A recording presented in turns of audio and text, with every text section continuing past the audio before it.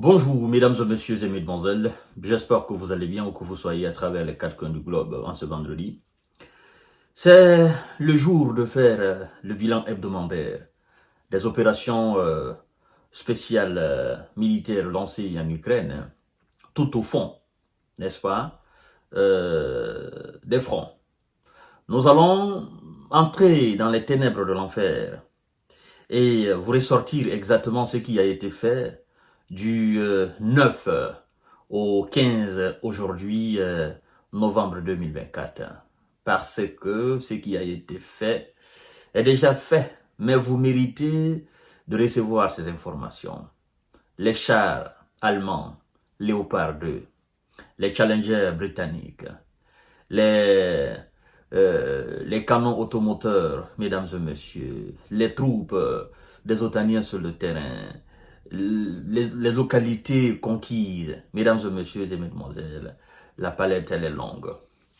Vous savez, le plus souvent quand je donne le nombre de S de M. Zellelan et ses merceaux occidentaux envoyés au repos définitif, les gens ont du mal à comprendre et à accepter le nombre. Je vais apporter une toute petite précision pour que vous puissiez comprendre exactement ceux qui mettent en doute les chiffres donnés. En fait, comme je ne cesse de dire, tout le long des lignes de front, vous devez savoir que c'est plus de 1000 et quelques kilomètres, là où s'étendent les lignes de front. C'est tout l'est de l'Ukraine, tout l'est de l'Ukraine. Du sud jusqu'au nord, tout l'est du pays. Et laissez-moi vous donner un ordre d'idée du pays qui est l'Ukraine. C'est le deuxième plus grand pays de l'Europe, après la Russie. L'Ukraine est plus grande que la France, que l'Allemagne, que l'Espagne. Après la Russie sur le continent européen, tous les pays que vous imaginez là, tous ces pays que vous avez dans la tête là, l'Ukraine est plus grand que tous ces pays individuellement, un à un. Vous comprenez? L'Ukraine, c'est près de 700 000 de kilomètres carrés. Je crois bien la France, c'est dans les ordres de 500 et quelques. D'accord? 500 quelque chose comme ça, 500 000 kilomètres carrés, la France. L'Allemagne doit être inférieure à la France et l'Espagne inférieure à l'Allemagne. Je crois bien, c'est quelque chose comme ça. Mais l'Ukraine, c'est près de 500 000 kilomètres carrés. Bon, la Russie, c'est un autre continent. C'est 17 millions de kilomètres carrés. Donc, quand on vous dit le nombre d'unités et de groupements partagés au niveau de toutes ces lignes de front, chaque groupement mène sa bataille à part. Le groupement nord, le groupement sud, le groupement est, le groupement ouest, le groupement Dniepr, le groupement centre.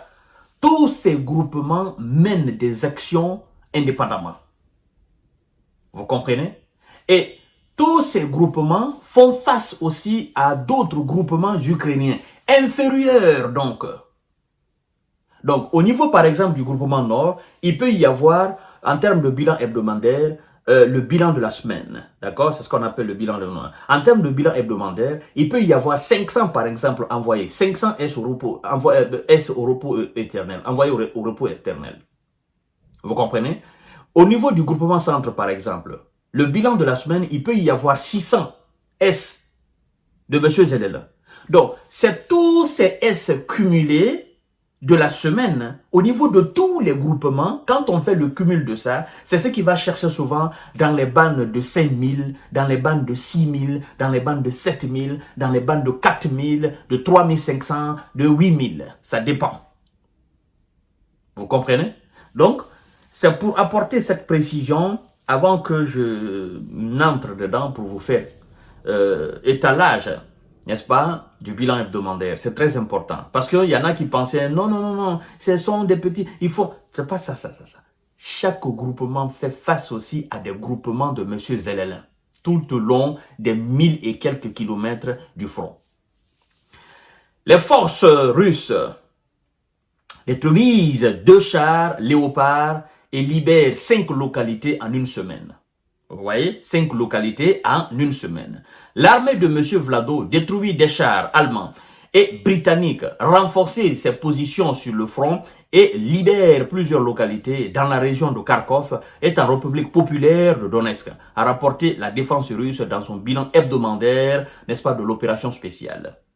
Vous voyez, Kharkov, République Donetsk. Donc, il y a République Donetsk, Kharkov, il y a aussi le sud là au niveau d'Odessa.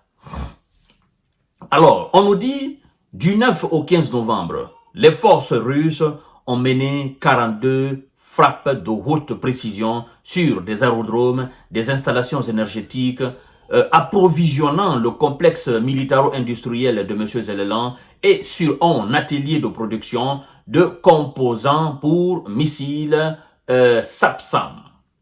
Voilà. Maintenant, je vais toucher les différents groupements. On nous dit ici que le groupement Nord a continué à cibler les formations de M. Zelensky dans la région de Kursk. Vous voyez, dans la région de Kursk. Région de Kursk qui fait frontière à la région de Soumy. Région de Kursk, ça c'est dans la région russe. Ça c'est en Russie. Vous voyez l'incursion des Ukrainiens là. Donc on commence là-bas même jusqu'au sud de l'Ukraine au niveau d'Odessa. Vous voyez. Maintenant, dans le groupement Nord a continué à cibler les formations de M. Zelensky dans la région de Kursk.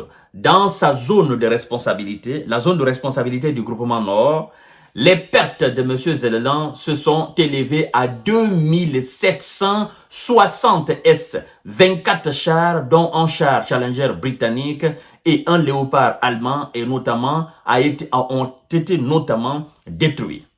Vous voyez? C'est 2760.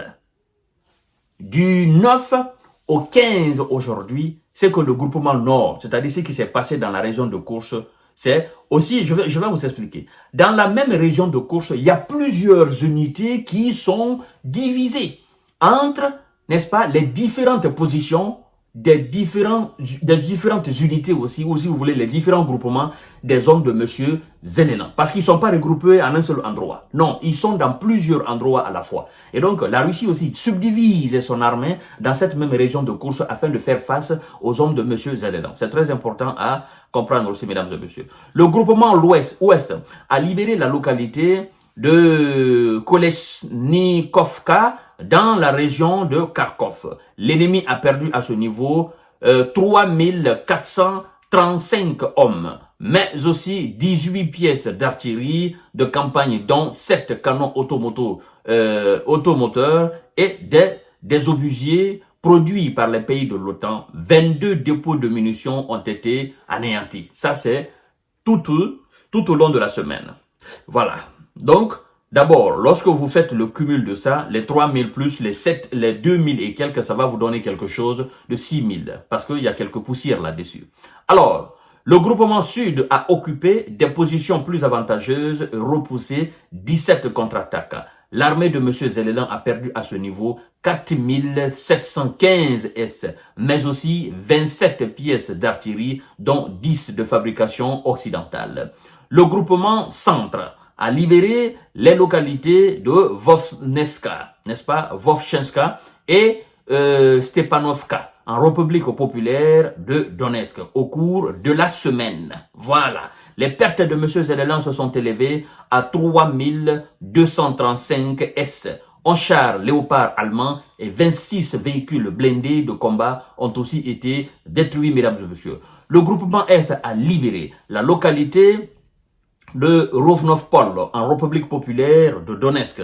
L'ennemi a perdu à ce niveau 960 S, mais aussi 12 véhicules blindés de combat, dont 2 M113 de fabrication américaine. Le groupement Dniepr a frappé 5 brigades ennemies. Les pertes de M. Zelensky et ses supplétifs occidentaux s'élèvent à ce niveau à 465 hommes. 4 dépôts de munitions ont été aussi anéantis. La défense aérienne russe a abattu 10 bombes guidées Hammer de fabrication française, 24 roquettes de HIMARS de fabrication américaine, 499 drones, 41 S de M. Zelensky se sont rendus sur la ligne de contact. Voilà, mesdames et messieurs. Et lorsque vous faites le cumul de tout ça, ça va vous donner quelques 10 000 et quelques S. D'accord, je pense d'ailleurs que ça dépasse 10 000 et quelques S de M. Zelensky et ses supplétifs occidentaux envoyés au repos éternel cette semaine. Quand on vous dit que M. Zelensky et ses supplétifs sont en manque d'hommes, c'est comparativement aux hommes que M. Vlado a envoyés sur le terrain et continue d'envoyer sur le terrain. Vous comprenez? Jusqu'à présent, ils ont encore quelques 40 000, quelques 50 000, quelques 60 000 hommes sur le terrain, divisés, n'est-ce pas, entre les différentes unités, les différents groupements, tout au long des lignes de front. Et jusqu'à présent, ils continuent de former. La France d'ailleurs vient de finir la formation d'un certain nombre de militaires ukrainiens. Les Américains aussi en ont fait. Ils continuent de former toujours les hommes à travers l'Europe, à travers les États-Unis, et à les envoyer sur le terrain. Même s'ils ne communiquent pas là-dessus officiellement, mais ils continuent toujours de le faire. Donc, quand on vous dit ils sont en manque d'hommes, ils sont en infériorité, c'est par rapport au nombre d'hommes de M. Vlado sur le terrain qui font face à eux. Voilà. Donc, vous comprenez très bien, l'Ukraine, c'est l'un des plus grands pays, le deuxième plus grand pays de l'Europe. Et donc, tout le l'est de ce grand pays-là est occupé par les hommes de M. Vlado. Les lignes de front s'étendent. Elles sont très larges. Voilà. Donc, voilà, mesdames et messieurs, je vous reviens tout à l'heure pour notre série d'informations de décortiquage. Ça, c'est le bilan hebdomadaire, ce qui s'est passé cette semaine-là.